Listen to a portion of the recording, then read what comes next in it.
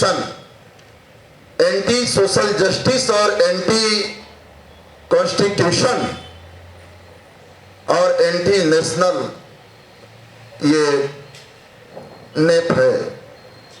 ये बात साफ हो गई कि ये राष्ट्रीय शिक्षा नीति रोहित वेमुल्ला के हत्यारी है, पायल तंडवी के हत्यारी है, फातिमा लतीफ की हत्यारी है और मुल्क के प्रतिभाओं की हत्यारी है।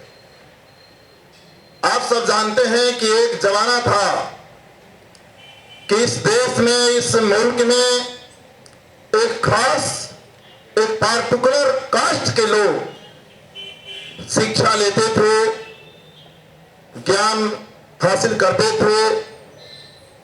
उन्हीं का इजारेदारी कायम था शिक्षा पर, ज्ञान पर। उसको लेकर के बड़े बड़े आंदोलन हुए।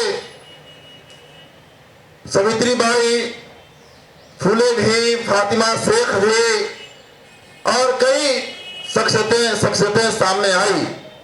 संविधान लिखी गई और संविधान ने यह अधिकार दिया सबको पढ़ने का अधिकार। तो आप सोच सकते हैं कि अभी जो रिपोर्टें आ रही हैं कि सिर्फ 10% लोगों की जो आमदनी है 1858 और 1947 के बीच का भी आप देखेंगे तो उस समय भी एक रिपोर्ट थी कि शीर्ष जो 10% लोग हैं उनका आमदनी देश के 50% जो आय है, जो संपत्ति है, उसके बराबर है।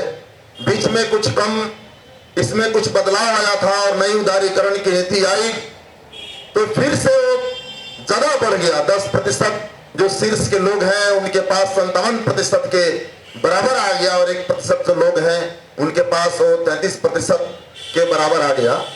तो ऐसी हालत में, जैसे बिहार जैसे प्रदेश में देखेंगे, हम लोग बिहार से आते हैं, कि आज भी वहां 27% बच्चे स्कूली एजुकेशन में ही वो ड्रॉप आउट कर जाते हैं, पढ़ाई छोड़ देते हैं। आज भी वहां आधा बिहार कुपोषण के चपेट में है। एक मां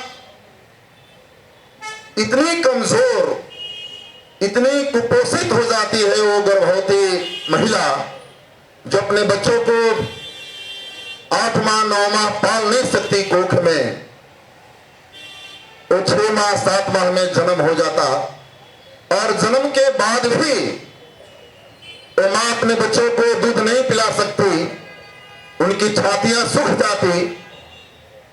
और ऐसी हालत में जहां आज भी उस बिहार में आप सीमांचल, अररिया और किशनगंज, कटिहार, पूर्णिया और पूरे उत्तरी बिहार के इलाके में 65% गरीबी में लोगों की जिंदगी गुजरती है। पूरा बिहार में 6.5 करोड़ लोग गरीबी में जीवन बसर कर रहे हैं। वैसे बिहार में और ऐसे देश में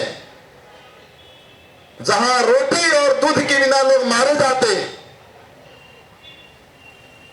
ऐसे देश में आप शिक्षा का बाजारीकरण और शिक्षा के व्यवसायीकरण के दिशा में आप ये नई शिक्षा नीति लाए हैं। जिनके पास रोटी नहीं, आप उनसे उम्मीद करते हैं कि उनके पास एक स्मार्टफोन हो। तो आप निश्चित तौर पे हमने जो 75 सालों में जो हासिल किया, यह मुल्क जो हासिल किया, आप फिर से इन तमाम चीजों को जिस तरीके से आपने बर्बाद कर दिया, बेच दिया, इस मुल्क के कल कारखानों को, इस मुल्क के खान खदानों को, इस मुल्क के तमाम स्कूल और विश्वविद्यालयों को जिस तरीके से आप बर्बाद कर रहे हैं, खेत खलिहानों पर भी आपने हमला किया था। और उसी तरीके से आप पूरे शिक्षण संस्थानों को ज्ञान का उत्पादन नहीं हो, प्रतिभाएं मारी जाए और एक फिर से लोगों की गुलाम मानसिकता बना दी जाए। अरे आप देखेंगे थोड़ा ठीक से तो 1947 के बाद 1980 तक ये दलित, ये माइनॉरिटी, ये ओबीसी समाज के लोग, ये तमाम जो आदिवासी लोग हैं, ये कहां पढ़ते थे? पेट के बारे में किसी तरह से सोच पाते थे, जीने के बारे में केवल पेट, कोई मान सम्मान नहीं, कोई मानवाधिकार नहीं, कोई संवैधानिक, कोई मौलिक अधिकार, कोई लोकतांत्रिक अधिकार नहीं। 1980-90 से गरीबों की आंखों में अपने बेटा बेटी को पढ़ाने की सपना पलने लगी, वो भी सपना देखने लगे। और जब गरीबों के, हिंदुस्तान के, इस मुल्क के व्यापक अवाम के आंखों में जब ये तालीम की ख्वाब, शिक्षा की सपने पलने लगी, तो आप उस सपना को मारना चाहते हैं, आप उन ख्वाबों की हत्या करना चाहते हैं, और उसके लिए ये NEP 2020 लाए हैं। और इसलिए एक क्रांतिकारी सच्चाई साबित हुआ। ये सोचते थे चलो कोई बोल रहा है राजद्रोह का मुकदमा लाद दो, EOPL लाद दो, जेल में डाल दो रोहित मुन्नत, जेल में डाल दो ये उमर खालिद से लेकर के तमाम तरह के जो भी लोकतांत्रिक आवाजें हैं वो जेल में डाल दो, खामोश हो जाएंगी।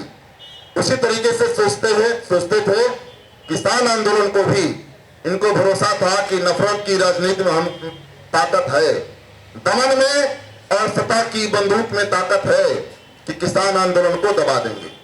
लेकिन ये सच्चाई साबित हुई कि जन आंदोलनों के झंझावातों और ताप को खामोश कर देने की ताकत हुकूमतों के दमन और बंदूक में नहीं होती।